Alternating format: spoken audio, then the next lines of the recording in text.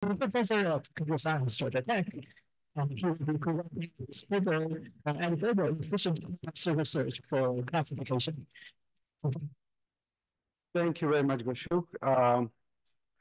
So this paper, the first author is an undergraduate student from Penn State. He's been working from India, and he's not able to join. And other co-authors on this paper includes Nargis, Poulami, and Yunong, who's at AWS.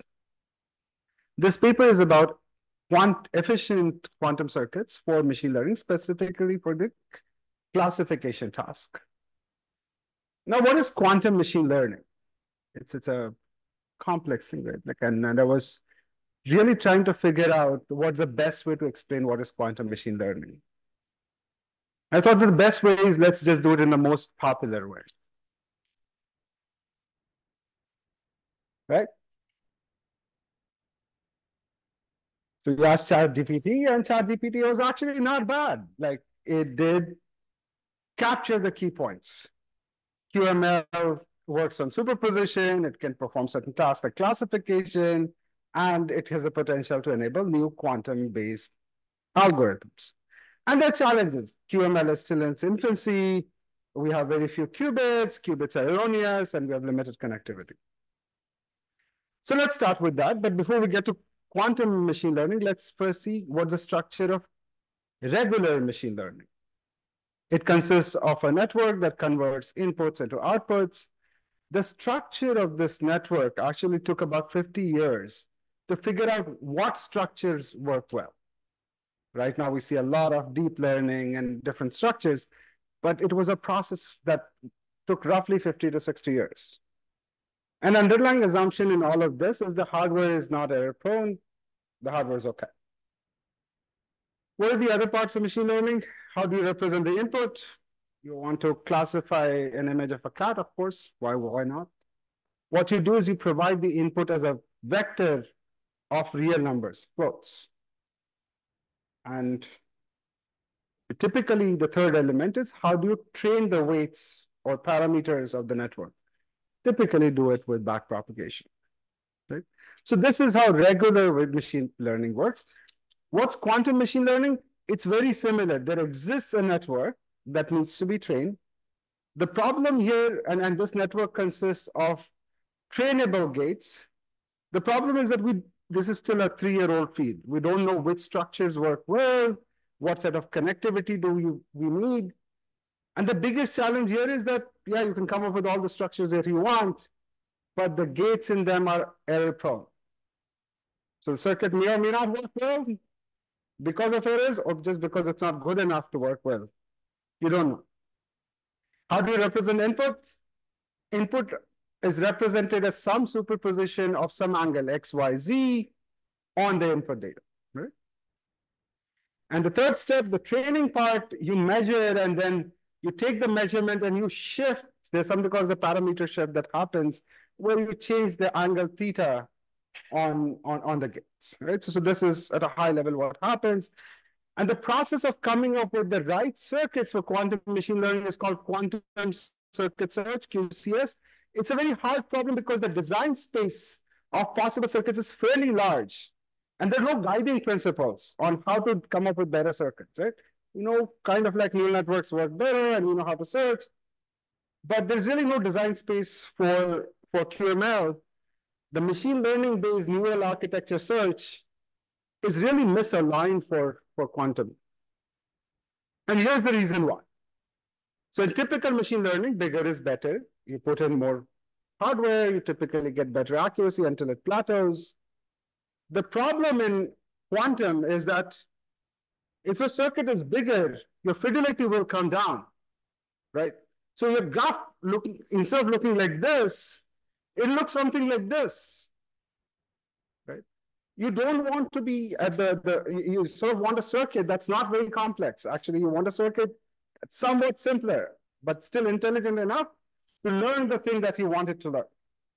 Right? So the key takeaway from this work is that simple circuits can actually outperform complex circuits because there is an element of fidelity that comes in here.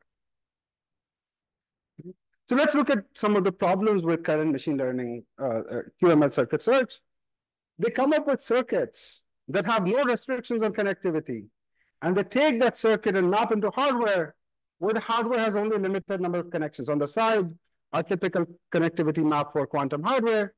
And if you want to do operations between things that are not connected, you have to put swap operations. Swap operations requires 3 CNOTs, extremely error prone. And because of swap, the fidelity of the circuit significantly reduces. If you have a low fidelity circuit, it's highly unlikely to be useful because it's already error prone. Second problem, it's a needle in a haystack. You're going to go through millions of circuits to find the one that will work. And this entire training process is quite costly, error prone. If there was a way to identify quickly circuits that already have low fidelity, well, it doesn't matter what the intelligence capability was, it's low fidelity anyways. It's not going to work. Throw it away. The third specific problem of current quantum circuit search is that typically focus on the circuit. What about the input representation? That also has tunable parameters. If you can co-design both the input representation and the network, you get much better fidelity. Shown on the right is a graph with different input representation. The red line is not very accurate. The blue line matches with the data quite well. So depending on your input representation, you might actually get better accuracy. Current quantum circuit search is slow. We don't have enough time to be able to just converge on the circuit. Forget about a co-design of input representation of the circuit. If we somehow come up with a fast methodology, we can co-design both the input and the circuit. And that's our goal. Develop a methodology that's fast, 1 to 2 orders of magnitude faster than what we have right now, and still produces better performing circuits, higher prediction accuracy circuits. And our proposal is Elivagar. I know this slide might look complex, but basically there are only 3 steps. First step is come up with candidates that are more aligned to the hardware topology and noise. The second step is come up with a way to figure out if the circuit is low fidelity. If so, just kill it quickly. Third, rather than training and then figuring out if the circuit is working well, have an alternative prediction methodology that can identify if the circuit is performing well. I'll go through this, we'll go through this quickly. So topology and noise-aware candidates, instead of generating arbitrary circuit, we generate circuits that have a topology that's similar to the underlying hardware. If you do that, you don't need swaps. You already have optimal assignment without the requirement of doing a search. The noise guidance boosts fidelity. And now you can actually co-design your input representation and the circuit representation. If you do this, you get much better fidelity than the best allocation we have, like Sabre, and better classification accuracy. Right? So adapting the kind of circuits to the device and the topology and noise, it's quite effective. The second thing about killing the low fidelity circuits quickly, how do you know if a circuit is likely to have high fidelity or not?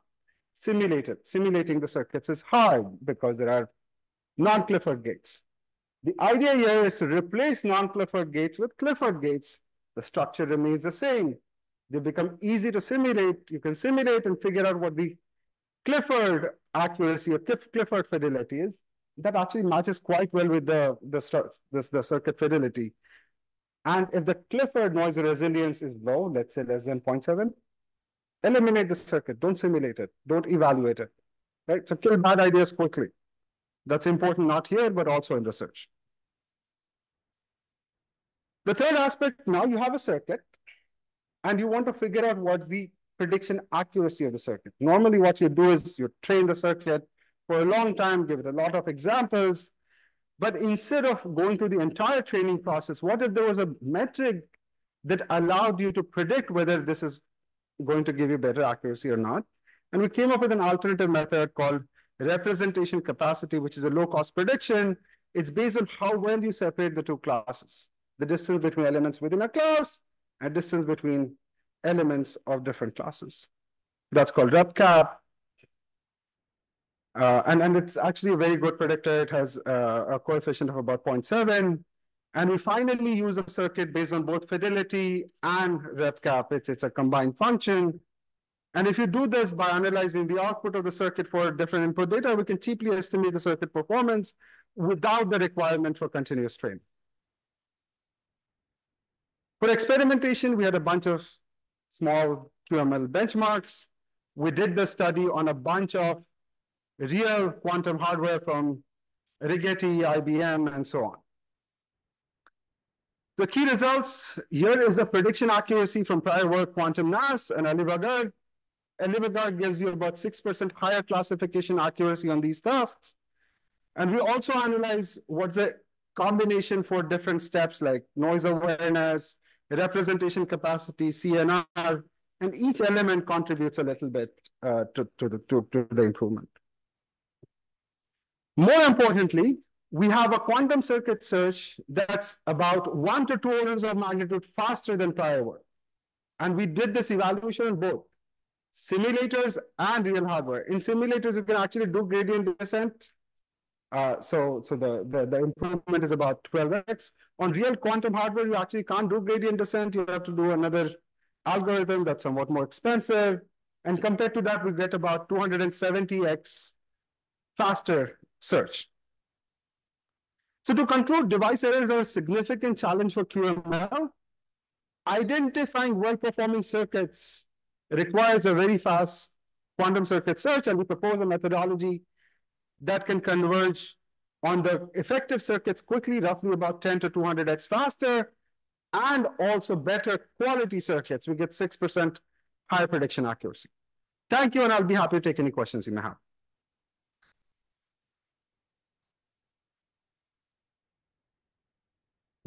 Yeah.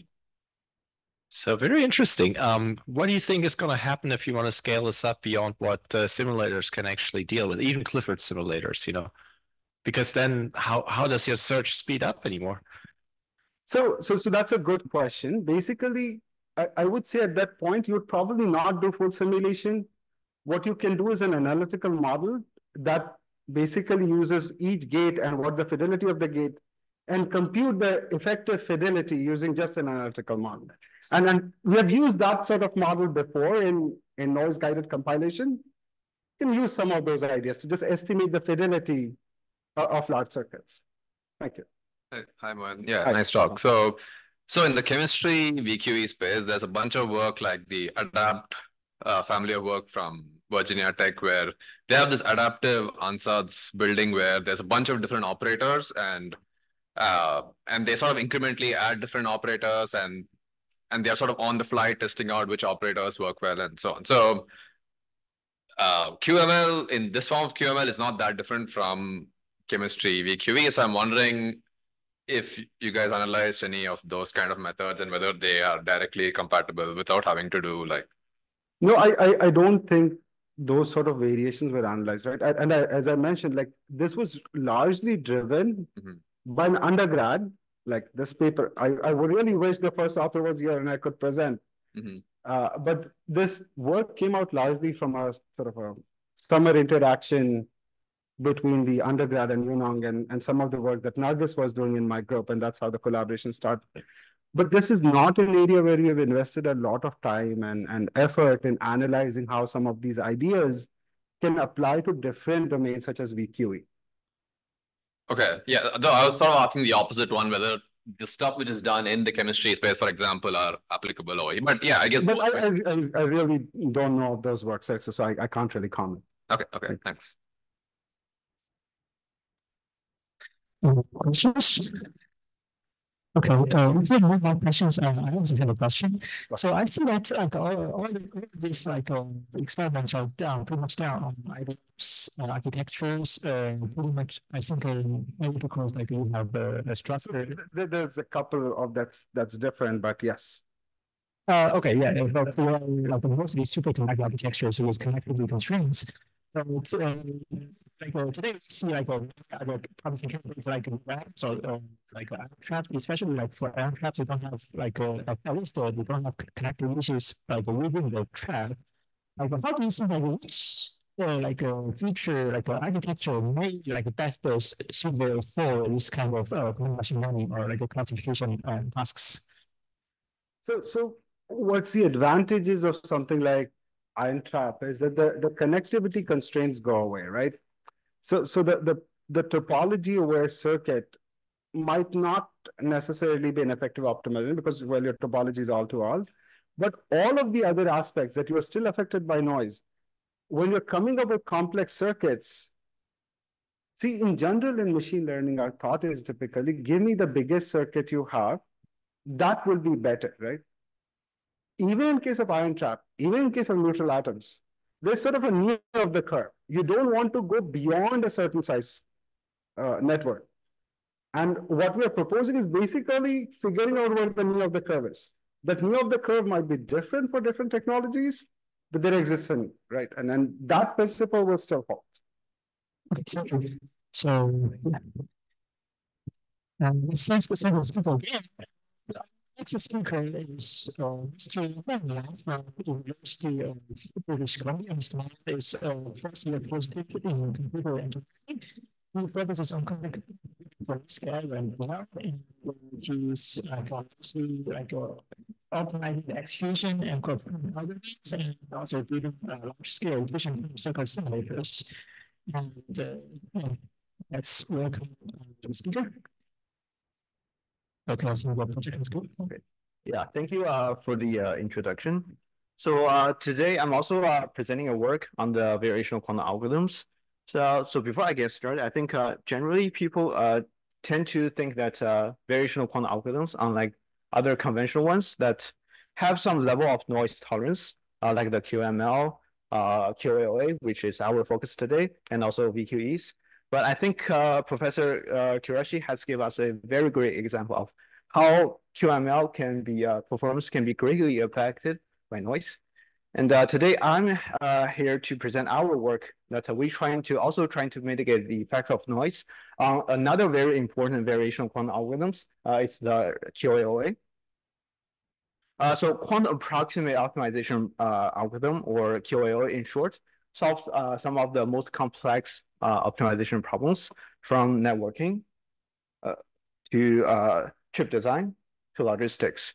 So a common feature of these problems is that they can be converted into graphs, and then those graphs can be taken by the QAOA algorithm to further solve it. So first, let's use this particular graph as an example to explore how the QAO can construct a quantum circuit and use that to find the solutions. So here we're going to use the max cut as an example. And since the max cut is the NP complete problem, the general idea that we are presenting today can be applied to other NP problems. So initially, QAOA sets up the quantum circuit by preparing all the qubits in a superposition using a layer of Hadamard gates. Then it adds a rotation RZZ gate for each edge in the graph into the circuit. So here we have 4 edges from the graph, and we're gonna insert 4 gates in the circuit.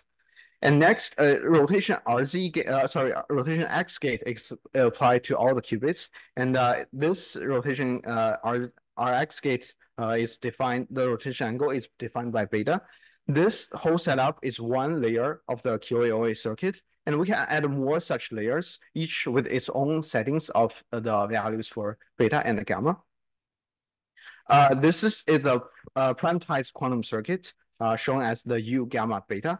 And this is what QAO uses to find the solution for the input problem it tries to solve.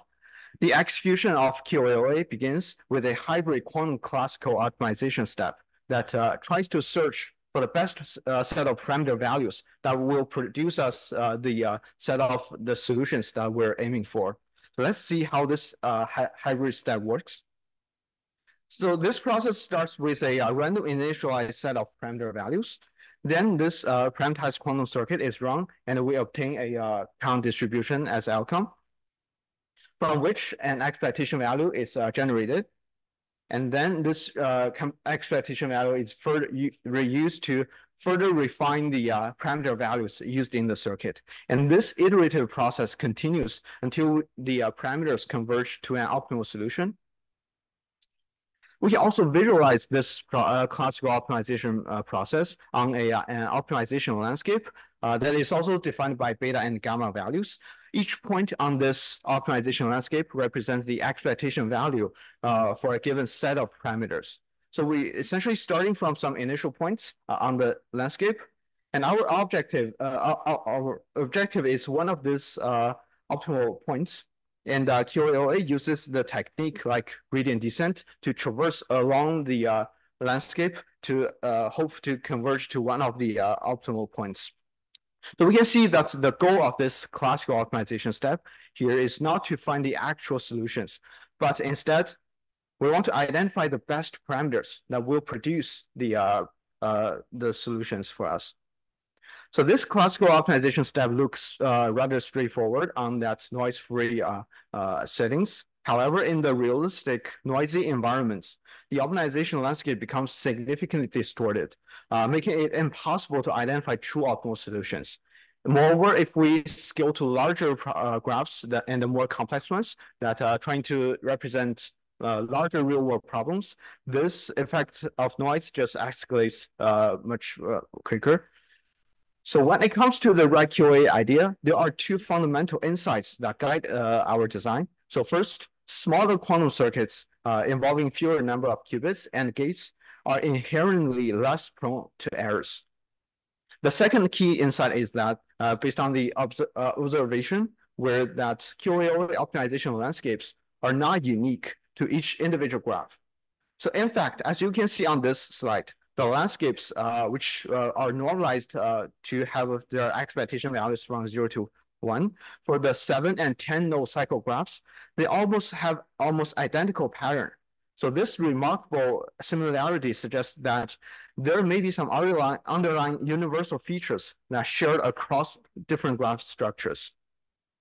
So with those two insights, we present the key idea of Red-QAOA, which is to break down the larger graph into a smaller subgraph. And this allows the use of smaller quantum circuits for the classical optimization step, which are less prone to errors. But how can we find such graphs? So let's look at this QAOA circuit again. The QAOA operators, as we mentioned, come from the graph edges. And the node degree within the graph are also determined by those edges. So can we use the node degree as a heuristic to find the reduced graph that is suitable for our need? To test this argument, we run an experiment. First, we select some random graphs. Next, we try to generate all the possible subgraphs from each of these random graphs. And finally, we try to compare the difference in the node degrees of the subgraph versus the original graph, and also the difference between their corresponding landscapes. So this slide shows the result of our experiment. The y-axis in this plot shows the landscape difference. This is measured as the mean square error between each individual points on the two landscapes. And the lower the error is, meaning we have a more similar landscapes that we have in hand. And the x-axis shows the average node degree ratio of the subgraph over the original graph. So a closer to 1 ratio, meaning that our subgraph having a more similar node degree, average node degree as the original graph. So we can see there is a connection between the average node degree of a subgraph and how similar its landscape to the original graph's landscape. However, we can't just pick the subgraph with the highest average node degree, as that would just lead us to the back to the original graph. So the key here is figuring out the maximum allowed difference in landscapes that still gives a good approximation of the optimal solution. To figure out the maximum allowed difference between the landscapes that we can accept, this slide shows 6 optimization landscapes. The top left one is used as the reference. We calculate how different the other 5 landscapes are from the reference by finding the mean square error. When the mean square error is less than 0.02, we see that the location of the optimal points stay very similar to the reference landscape. But once the mean square error goes above 0.02, the optimal point locations start moving away from the reference. So for Red-QAOA, we want to set a maximum allowed mean square error of 0.02 or less. So if we look back to the plot from previous slide, that translates to selecting subgraphs that's having at least 75% of the average node degree ratio.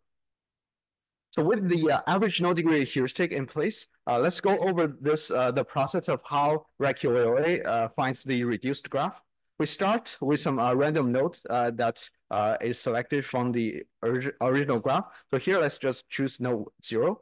And then we want to choose some random neighboring nodes of the current subgraph. So here we have two options, node 1 and 2. So for example, let's just choose node 1 as for demonstration. Then we create this neighboring graph with the selected neighboring node. And then we ask this question, are we getting a better neighboring graph? The better here meaning are we getting a higher average node degree, as we showed that a higher average node degree will lead us to a better solution. So if it's yes, then we're going to accept this neighboring node and insert it into our subgraph. If it's no, we may accept it, but with some probability. This probability is high in the initial state for a wider, broader exploration. And it's low for the later stage, as we want to fine-tune our solutions. So this process is a common technique used in the optimization problems, and it's called simulate annealing. And we repeat steps 2 through 4 until we converge to a final solution that is having an average node degree above 75% threshold that we have identified. So we now have all the pieces of design for Red-QAOA, and it works as follows. We start with an input graph G, and Red-QAOA creates a reduced graph G client from this one, and we use that reduced graph to identify the optimal set of parameters we want for this particular input graph. And then with this optimal set of parameters, we use it with the original input graph to find the actual solution that's for our input problem. Among these steps, the key contribution of Red-QAOA is highlighted by the dashed part. The process of finding the reduced graph G prime using the average node degree heuristic and simulate the annealing approach we discussed earlier. So we tested Red-QAOA on real-world graph datasets, namely IMDb and Linux, and we also tested with 1 through 3 QAOA layers. So here shows the landscape difference. We see that on average, the difference is around 0.01. It's much lower than the 0.02 threshold we have justified earlier. And here's the reductions we obtained. So roughly about 27% less number of qubits, and also 38% less number of gates. And here, the reduced number of qubits and gates leads out to a landscape that is much, or leads out to a quantum circuit that is much more prone to error.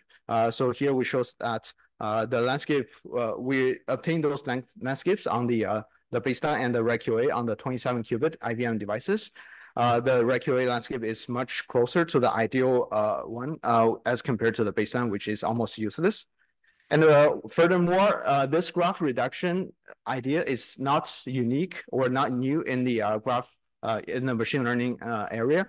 In fact, there exists some graph polling method that tries to reduce the size of the graph in some graph-based machine learning models to simplify the model design. So we actually select those 3 adaptive structure-aware polling, self-attention graph polling, and top K polling, and compare it against Red-QAOA. But unlike Red-QAOA, those polling methods don't have a dynamic way of determining what would be the appropriate reduction ratio to use. So we just test on the wide range from 0.7 to 0.1.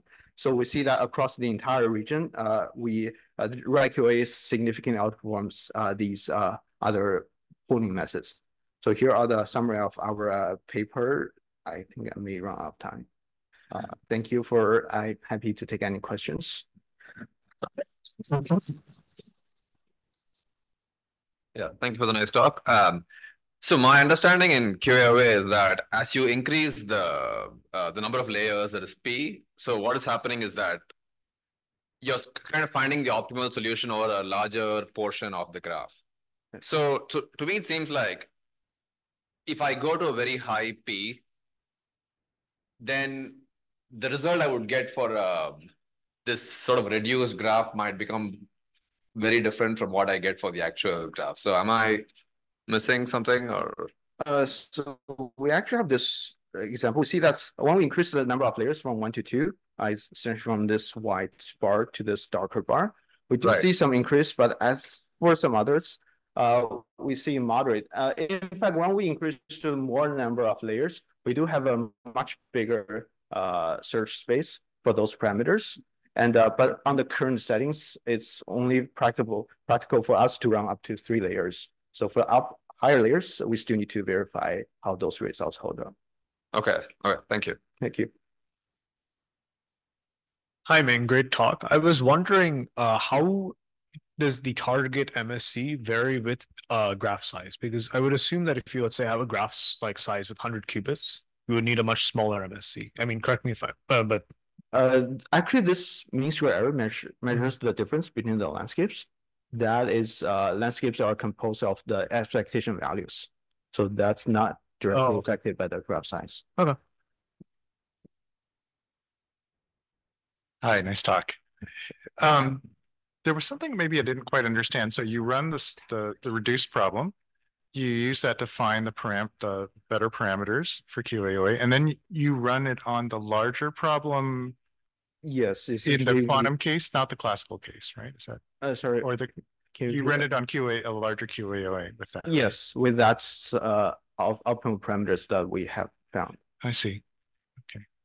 So I was just thinking about this in terms of oftentimes, of course, the problem with QAOA and current machines is how big of a problem can you fit on there, right? And so, we've explored these like core set sampling techniques where you have a classical problem, you sample it first to a graph, and then you could use your approach to basically sample it further, right? Yeah. And I just think it would be interesting to think about this, like if you have another step already where you have a much larger problem that you're sampling, and what's the interaction of that reduction with your reduction, right?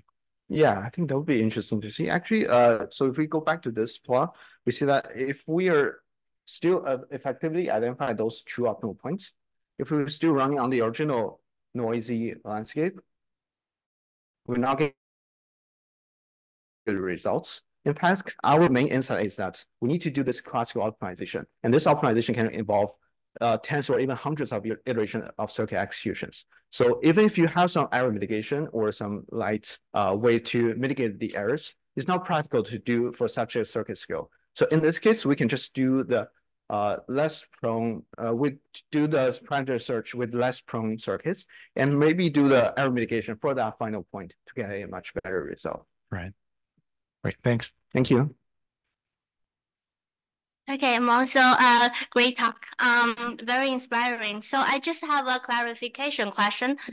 So are you using like the smaller graphs to find the parameters, and then using the optimal parameters for the small graphs as a starting point for the parameters of larger graphs? I just want to clarify. We actually don't use it as an initial point. We just use it as a final point. Directly as yes. the optimal for the larger graphs, right? That's right. So I'm just curious, like how much reduction can we do without losing the optimality or like near optimality when you apply this approach? I really like this idea. I think it's very inspiring. The reduction just want to get the number nodes, for example. If you do it on a smaller graph, reduce some nodes or like potential edges, right? So like have you tested like how much like node you reduce before you lose the the landscape? We don't have a lower bound. We actually have a higher bound. Like say we have this 0.75 ratio that we know that it's almost a guarantee that we're gonna get a very similar result. Okay. We actually don't have a sensitive study on how bad it could go. Okay, great, thanks. Okay, thank you for the questions. And thank the speaker Wang. Our next speaker is Siddharth from the University of Chicago. Siddharth is a third-year PhD student advised by Professor Chong, who research interest includes quantum error mitigation and action. And it's Siddharth, please start.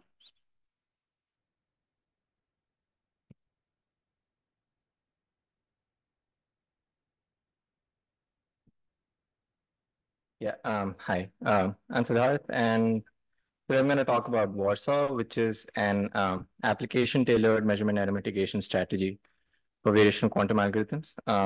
So let's deep dive right into it. So variational quantum algorithms, or VQAs, are hybrid quantum classical algorithms.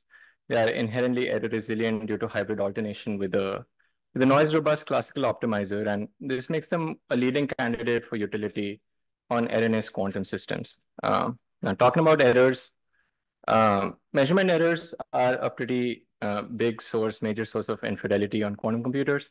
And this is the IBM-Q Toronto device. Measurement errors can range anywhere from 0.85 to 22.2%. And other state-of-the-art superconducting processors by IBM and other vendors have similar measurement error rates. What's interesting is that if we measure all qubits simultaneously, this leads to a phenomenon called measurement crosstalk, and it amplifies all measurement error rates substantially. So to mitigate measurement errors, many techniques have been proposed in the past, one of which a recent one is Jigsaw. And Jigsaw especially tries to reduce measurement crosstalk. And how it does is that suppose if you've got an input circuit, it breaks it.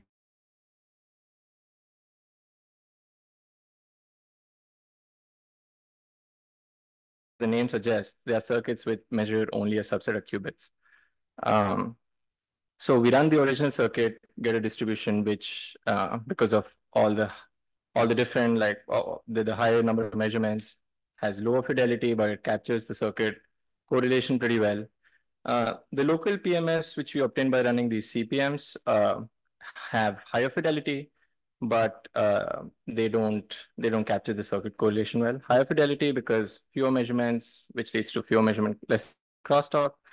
And what happens is when we combine both of this, we get an output which kind of captures this entire circuit's correlation pretty well, but is also reasonably high fidelity. And in the context of variational quantum algorithms, Jigsaw substantially reduces measurement infidelity. Over here, lower energy is better, and we see that Jigsaw brings it back close to the reference energy by quite a large extent. However, the problem is that Jigsaw, as we saw earlier, creates an additional order n extra circuits for every circuit that it runs. And for variational quantum algorithms, which typically involve multiple circuits, each iteration and many iterations, this overhead grows very rapidly. So over here, a traditional VQA, for example, might have a cost of k times n raised to 4, where n is the number of qubits, k is the total number of iterations. It increases all the way to k times n raised to 4 plus c times n raised to 5, which is a large overhead. So we can see in this graph over here, Jigsaw just applied on variational algorithms naively scales very poorly.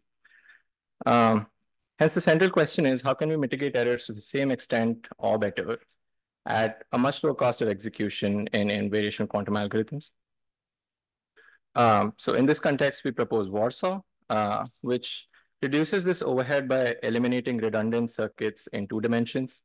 The first dimension is what we call spatial redundancy, and what it effectively leads to is the removal of this n raised to 5 dependency over here, and it replaces it with an order n dependency. And the second step is what we call removal of temporal redundancy, and what it effectively leads to is that this biquadratic term over here, n raised to 4 term, grows much slowly compared to this linear term over here, and when amortized over all iterations, it leads to an effective cost, which is very close to linear. So how exactly do we do this? Oh, by the way, yeah. So this is how VarSaw scales compared to naive Jigsaw, and even naive Jigsaw applied in VQE and baseline VQE. We see that the overhead's much lesser and often at times lesser than baseline VQE as well, all while mitigating measurement errors pretty well. Yeah, so how exactly we do this? The first step is removal of spatial redundancy. I'll illustrate it using an example. So suppose we have got a base Hamiltonian, which kind of looks like this, multiple poly strings. Over here, The first step would be to just eliminate qubit-wise commuting terms. For example, ZZII qubit-wise commutes with ZZIZ, IIZX qubit-wise commutes with ZIZX, and so on. When we get rid of these terms, we get a reduced Hamiltonian over here. And the next step would be to apply this jigsaw type splitting on these terms to get these reduced subset circuits. But this increases our overhead substantially. From 7, we get all the way to 21 circuits. But if you look closely, we see a lot of repetitions over here. So this ZZIZ term would split to ZZ blank blank, blank ZI blank, and blank blank IZ. And if you look at this XZIZ term over here, it also leads to, say, XZ blank blank, blank ZI blank, and blank blank IZ. So this IZ and IZ term repeat, the ZI and ZI term, ZI and ZI term over here repeat, and so on and so forth. For larger Hamiltonians, we see multiple such repetitions. We get rid of all of them, and this is the first order reduction over here. This is what we call elimination of spatial redundancy. And we can show that if we use a sliding windows-like mechanism to do this circuit subsetting, the total number of terms effectively reduces to order n all the way down from order n raised to 5. Now at Jigsaw again, these circuits with partial measurements or the subset circuits were not the only circuits that we were running. We had to also run the original circuit every iteration. And in case of variational algorithms, this amounted to an order n raised to 4 cost per iteration, right? This is also the baseline cost which we pay in VQE. The question is, can we somehow do better than this? So for that, we look at what we call removal of temporal redundancy. Again, I'll illustrate it using an example. So suppose we are at iteration number k, and just like in Jigsaw, we have to compute the global PMF for iteration number k, all the different local PMFs for iteration number k. We have to update the global PMF using this local PMFs and get an error mitigated output for iteration number k. Okay, we got this, we save it. Then we ideally should repeat this for iteration k plus 1 as well. But instead of doing this, we just use the error mitigated output of iteration k and combine it with the local PMS for iteration k plus 1. And this leads us to a cost saving of all of these global PMS, which we do not have to execute now, which is order n raised to 4. So yeah, we do this, leads to a substantial saving over here. How do we evaluate our strategy? For evaluation, we evaluate the strategy on 4 molecules for VQE circuits, CH4, LIH, H2O, and H2. We use 2 classical optimizers, SPS and IMFIL, for our evaluations. And primarily for larger circuits, we use noisy simulations. We simulated on the IBMQ Mumbai fake backend. For real device evaluations, we use smaller backends, IBM Lagos and IBM Jakarta. And the metrics we use are cost in terms of number of circuits number of circuits executed, I mean, in the circuit saving. And the second is energy, how close we are to the ideal energy value. And when it comes to computational cost reduction in subsets, we see that compared to Jigsaw, VarSaw does much, much better. It's on an average around 100x reduction in overhead. And compared to, say, like if you look at the chromium dimer over here, Jigsaw leads to 12.4x extra terms compared to the baseline terms, but VarSaw just leads to 0.01x extra terms. So because of additional redundancies as the circuit Hamiltonian grows, there is even more opportunity to save costs using VarSaw compared to Jigsaw. And because of all this cost saving, if you have a fixed circuit budget, we are able to do much more effective computation in VarSaw. And compared to the noisy baseline, it leads to on an average 45% fidelity improvement with a fixed circuit budget. Compared to Jigsaw, it leads to 55% fidelity improvement. And if we evaluate this on real hardware as well, we get VarSaw with sparsity, which is the second optimization that we showed. leads to convergence to lower loss values over here. So yeah, in conclusion, I just say measurement errors, primary source of infidelity in the NISQ era, and using just application agnostic measurement and mitigation techniques can lead to a substantial overhead. We saw the overhead in the case of Jigsaw. And to combat this, we propose VarSaw. And I mean, broadly, if you look at the philosophy of this work, we also show that if we take existing error mitigation techniques and tailor them in an application-aware manner, we can actually get much better improvement than what was originally proposed. Yeah, that's it. Thank you. Thank you. Questions from the audience? A little bit. So I mean, we can take like almost 2 questions. Questions. One more questions. I have a question for you. So, as I see here, like we're proposing a framework called VarSaw, trying to go to the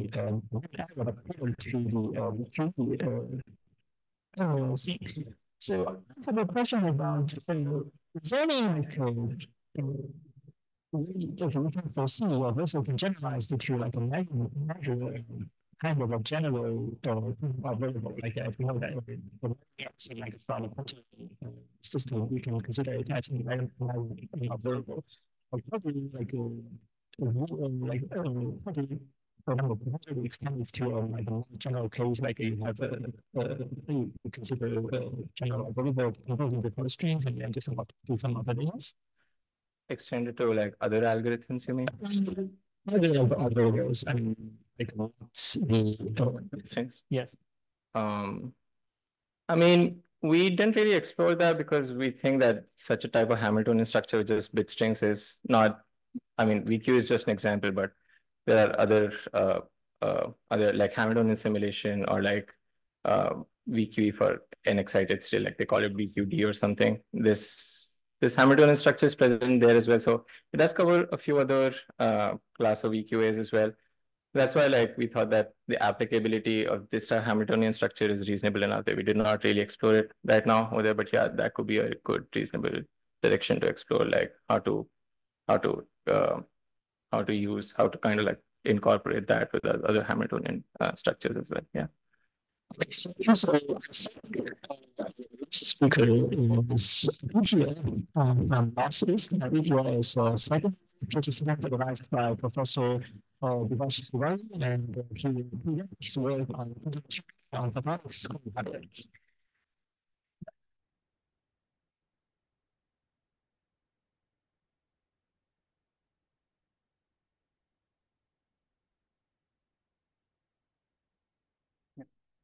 Hi everyone, I'm Aditya, a PhD student at Northeastern University. Today I'll be presenting our work on Proximal, the first experimental demonstration of comparative classification on a photonic quantum device. Quantum machine learning is an emerging field with promise in certain machine learning tasks, including classification and image generation. QML is still in its early exploration stages, and its quantum advantage is still being investigated. Nevertheless, there's a growing interest in QML from industry and academia, with expectations to recognize a path is difficult for classical computers. However, its adaptation to photonic quantum machines has been largely unexplored. It is challenging to design an effective QML classifier for photonic quantum devices because of the current small scale, the fixed circuit structure, and photon loss and noise on the real systems. So for example, this is Xenaru's exit machine, publicly accessible through the cloud. It operates on 8 Q modes on which the photonic state is defined. The machine has several parts: photon source, interferometer, and photon counter. The photon source is composed of 4 toggleable photon generating gates, the S2 gates, which generate the initial photonic state. After the initial states are produced, they are acted upon by an interferometer, which represents a 4x4 unitary matrix. And this unitary is implemented by MZ and like 6 MZ gates and 4 R gates. So roughly speaking, MZ gates mix states between 2 Q modes and R gates add phase. And at the end, we have a photon counter, which measures the photons in each Q mode and accordingly creates a probability distribution. So since like the machine structure, as you mentioned before, this machine has the same challenges. The machine structure is fixed and only the gate parameters can be varied. Even the number of effective gate parameters is only 12 because the R gates add phase and do not have an effect on the output probability distribution. And a large amount of loss in noise is also found in the system, with approximately half of the photons getting lost throughout the system. And other major forms of error, noise come from photon generation error, gate error, and photon counter error. Nevertheless, using past works on VQC, we can design a similar, we can implement a classifier on this machine as well, where we map some of the gate parameters to input features and we map some of the gate parameters to training parameters. And then we measure the probability distribution and compare the output state probability to a threshold. And using that, we train our classifier. What we find that this naive implementation of the image classifier performs poorly on simulation for 2-class and 4-class classification between MNIST digits. It performs even worse on the noisy exit machine with an accuracy 30% lesser than on simulation. This suggests that the photon loss and noise heavily impact the classifier. For these reasons, we introduced Proximal. Proximal overcomes multiple challenges, enabling efficient performance on both simulation and the noisy exit machine. It achieves over 99% accuracy on 2-class MNIST combinations and over 95% accuracy on 4-class MNIST combination. So how does Proximal work? Proximal first solves the challenge of the small fixed circuit structure of the machine. Proximal implements a novel noise-aware parametric encoding scheme that encode a high number of features on few gate parameters. In traditional methods, direct encoding is used, which basically means that there's a one-to-one correspondence between gate parameters and the input features, and the rest of the gate parameters act as training parameters. But this severely limits the number of features as well as the number of training parameters, because that's bound by the number of gate parameters available, which here is 12. In contrast, in parametric encoding, each feature is mapped to all the gate parameters of the circuit, with the weights of the map themselves acting as the training parameters. This allows for a large number of features to be encoded when the number of gate parameters is limited. Furthermore, distributing the features also allows us to mitigate effects of localized gate errors, which are more pronounced in direct encoding. Next, Proximal targets the impact of noise on the output. Proximal introduces a noise-aware output to class mapping, which reduces the impact of noise in the class label. Conventional methods compare output states to fixed thresholds, but that can be bad because of the substantial amount of photon loss and noise present in the system. What Proximal does is it compares output states to each other to assign class label. And the output states are chosen such that the order of their values remain consistent even when on the noisy exit machine. This makes the model noise aware. Note that to also have efficient training, the probability of the states should be equiprobable in the sense that one output state should not always be larger than the other output state. That would make training much more difficult and not optimal. So now Proximal also performs methodical state selection to ensure that the previous conditions are satisfied, that the states are equiprobable and affected similarly by noise. Theoretically, the output of the exit machine has infinite output states. Even like in practice, we don't see infinite, but we still see a lot of output states. And the probability values of a particular state on exit machine are bounded by a function of the number of photons in that state. Hence, probabilities of state with different number of photons can be very different. So we first choose states only which have the same number of photons. For this particular application, we chose 2 because that was the highest occupied state on exit machine. And with 2 states, there are 16 possible configurations, and any 2 pairs could be chosen. We find that the output states on the diagonal, which have similar configuration of photons on the first 4 Q modes as well as on the last 4 Q modes, they are occupied the best and they are affected by photon loss and noise similarly. And choosing them gives us the better solution.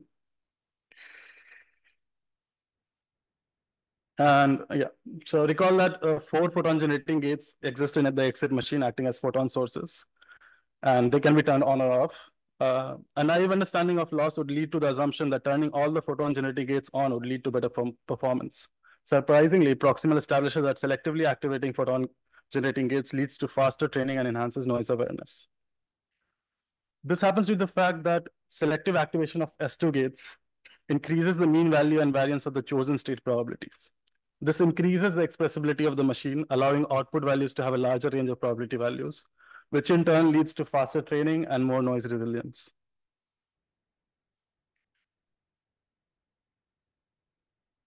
For multi-class classification, a straightforward way to extend proximal would be to choose some states. Then we train it such that whichever state has the highest probability, we assign the corresponding class to that. So here there are P1, P2, P3, P4. So if P3 is the highest, we assign it class C3. But we find that this method is more susceptible to noise, as under noisy conditions, multiple output states can have similar probability and the chance of misclassification increases. Proximal introduces relative ordering-based classification. This method partially mitigates the skewed impact of noise on one output state while increasing the flexibility of the output state required for accurate classification. It also has better scalability, as relative ordering only requires log n states for comparison, while on the left-hand side, this requires n states for n-class classification. To establish the effectiveness of proximal, we evaluate proximal on different combinations of the MNIST dataset. We use Frechet inception distance to provide a classification difficulty score for each combination. So Frechet inception distance provides a distance or distinguishability between two classes. Hence, the larger the FID score, the easier they are to classify. So using this, we find that for two class combinations, 4 and 9 are the most difficult to classify, while 4, 7, 8, 9 are the most difficult to classify in 4 class combinations. We evaluate proximal on different combinations of the easiest medium sample and the hardest combinations from using this metric. And we find that proximal performs well on all of them. And accuracy on the noisy exit machine is comparable to its simulation counterpart across all the different cases, which demonstrates the noise awareness of proximal. We also project the performance of multi-class classification using proximal on future larger machines. We propose designs for the X12 machines and the X16 machine, which have a similar circuit structure to the current X8 machine, but with 12 and 16 Q modes respectively. We find proximal to perform well on larger machines, improving upon the performance on previous smaller machines, establishing that the technique is scalable, particularly on 10 class classification on the MNIST dataset. Using the projected X16 machine achieves an accuracy of 81%. In conclusion, proximal is the first competitive experimental classifier on photonic quantum device with comparable accuracy on simulation as well as noisy system. It utilizes multiple techniques to encode a large number of features and on the small machine and mitigates the effect of photon loss and noise. Yeah, please let me know if you have any questions. Thank you.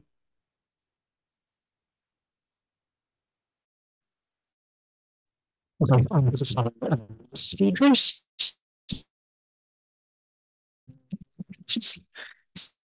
So, if no questions, Len.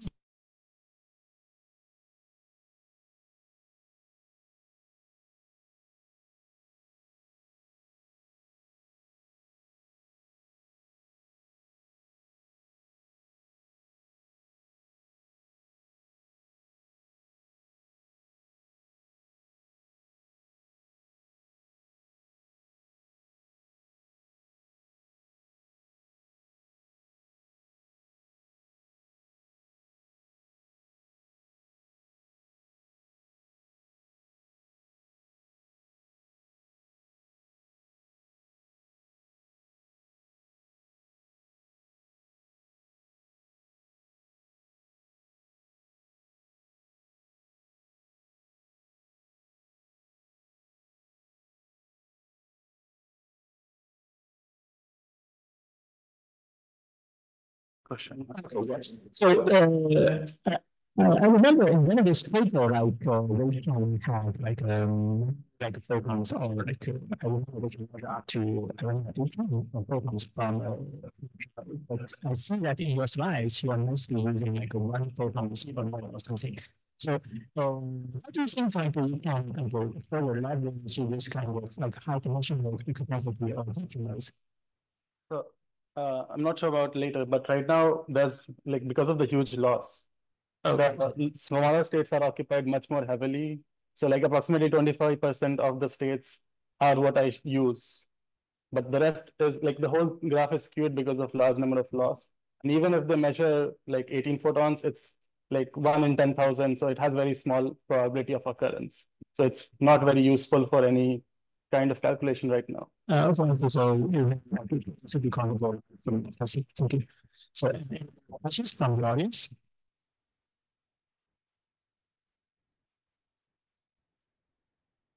Great talk. I had a quick question. For the inception distance, is that defined from a classical model?